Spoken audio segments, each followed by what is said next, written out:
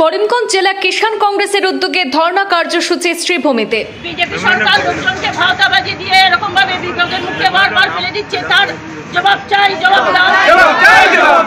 অবিলম্বে পুজোর আগে আমাদের এই রাস্তার কাজে হাত লাগাতে হবে, নইলে আমাদের আন্দোলন চলছে।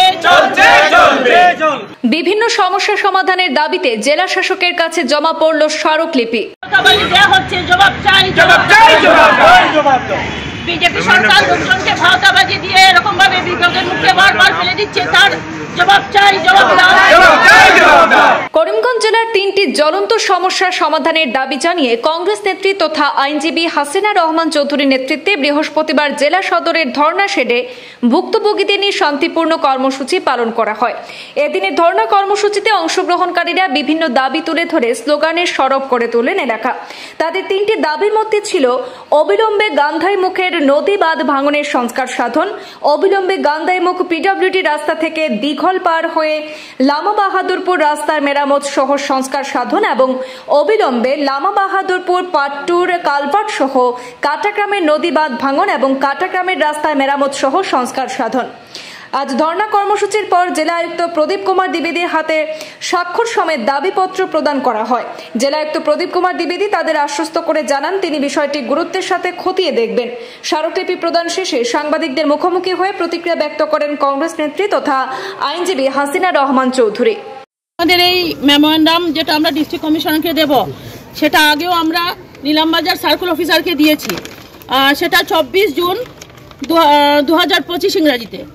কারণ গত বছর 2024 সালে যখন গান্ধাই মুখে নদী ভাঙন হয়েছিল, সেই সময় আমাদের জলসম্পদ উন্নয়ন মন্ত্রী পীযূষ হাজারিকা সেই জায়গাতে নিজে এসেছিলেন এবং সেখানকার লোকাল যে মানুষজন আছে তাদেরকে কথা দিয়ে গেছিলেন যে অবিলম্বে তার কাজে হাত দেবেন।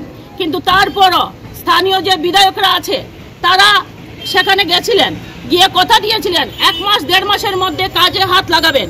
কিন্তু দুঃখের বিষয় অদ্যাবধি সেখানকার কোনো কাজে হাত লাগানো হয়নি, যার ফলে 2025 ইংরেজিতে যখন বন্যা হলো, গত 2024-এর বন্যায় যে নদী ভাঙন হয়েছিল তার প্রায় 4 গুণ বেশি নদী ভাঙন হলো সেখানে, এবং তার ফলে বেশ কিছু গ্রাম সেখানে জলের তলায় ডুবে গেল।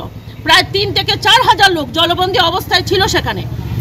যে গান্ধাই মুখ যে গ্রামটা আছে, যেটা নদী ভাঙন হয়েছে, সেখানে কোনো রাস্তা নেই বললেই চলে।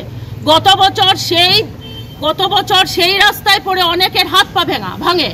এবছর যখন বন্যা হয়, সেই বন্যার সময় আপনাদেরকে নিয়েও আমরা গেছিলাম সেখানে NKTV থেকেও যাওয়া হয়েছিল, গিয়ে সেখানকার যে অবস্থা ছিল সেটা ছিল পুরো রাস্তাটা ভেঙে চলে গেছে নদীতে, এবং নদী বাঁধ সেখানে ভেঙে গেছে, যার ফলে তার পার্শ্ববর্তী আরো 3-4টে গ্রাম এফেক্টেড হয়। সেজন্য আমরা যখন 2 বছর ধরেও ভাওতাবাজি দিয়ে এই সরকার ভাওতাবাজি দিয়ে জনগণকে যেখানে বিপদের মুখে প্রত্যেকটা সময় ফেলে দিচ্ছে, আমরা বারবার জেলা প্রশাসন সহ সবাইকেই আমরা বারবার মেমোরেন্ডাম দিয়েছি, ইনফরমেশন দিয়েছি, কিন্তু অদ্যাবধি আজ 1 বছরের পর হয়ে গেল, 1 বছরের উপরে হয়ে গেছে, কিন্তু কোনো ধরনের কাজে হাত লাগানো নেই। এবার আমাদের আজকে যে ডিস্ট্রিক্ট কমিশনার মহাশয়কে আমরা এই স্মারকপত্র প্রদান করছি যাতে অবিলম্বে সেখানের কাজে হাত লাগানো হয়। তার কারণ হচ্ছে গিয়ে এই যে গান্ধাই মুখ এরিয়া, সেটা হচ্ছে গিয়ে প্রায় হিন্দু অধ্যুষিত এরিয়া, এবং সেখানে একটা মন্দিরও আছে, সামনেই পূজা, সেখানকার লোকজন ঘর থেকে বেরোতে পারে না, এবং স্কুল ঘরও সেখানে একটা আছে। বাচ্চারা একটু বর্ষা হলেই বা বৃষ্টি হলেই নদীর জল ফেপে ফুলে উঠে, এবং সেখানকার যে নদী বাঁধ যেটা আছে সেটা নেই। তার জন্য আমরা আজকে এই স্মারকপত্র দিচ্ছি আমরা ডিস্ট্রিক্ট কমিশনার মহাশয়কে, এবং অবিলম্বে যদি সেখানকার কাজে হাত লাগানো না হয়, আমরা সেখানকার লোকজনকে নিয়ে আরো বৃহত্তর আন্দোলন গড়ে তুলব।